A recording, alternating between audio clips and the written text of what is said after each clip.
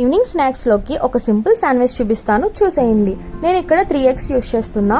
So ముందుగా ఎగ్స్ని బాగా బాయిల్ చేసుకోవాలి. వన్స్ బాయిల్ అయిన తర్వాత రౌండ్ షేప్లో కట్ చేసుకున్నా అండ్ సేమ్ షేప్లోనే టొమాటోస్, ఆనియన్స్, క్యాప్సికమ్ని కూడా కట్ చేసుకున్నా. ఇంకా మీకు ఏమైనా వెజిటబుల్ యాడ్ చేసుకోవాలంటే యాడ్ చేసుకోవచ్చు. ఇప్పుడైతే బ్రెడ్ మీద టమాటో కెచప్ని స్ప్రెడ్ చేస్తున్నా అండ్ దానిపైన ఆల్రెడీ కట్ చేసి పెట్టుకున్న ఎగ్ పీసెస్ని ఒక లేయర్ కింద పెట్టుకున్నాను అండ్ దానిపైన టమాటోస్, ఆనియన్స్, క్యాప్సికమ్ని కూడా పెట్టుకున్నాను అండ్ చీజ్ యాడ్ చేసుకుంటున్నాను. నేనైతే ఇది ఆప్షనల్, మీకు కావాలంటే యాడ్ చేసుకోవచ్చు.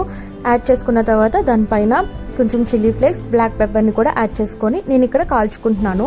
ఇన్ కేస్ మీరు చీజ్ యాడ్ చేసుకోకపోతే కాల్చుకోవాల్సిన అవసరం లేదు, డైరెక్ట్గా కూడా తినచ్చు, చాలా బాగుంటుంది.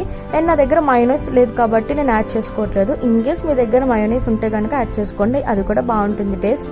సో లాస్ట్ బ్రెడ్ ఏదైతే పెడతామో పైన దానికి కూడా కొంచెం కెచప్ అప్లై చేసి పెట్టండి.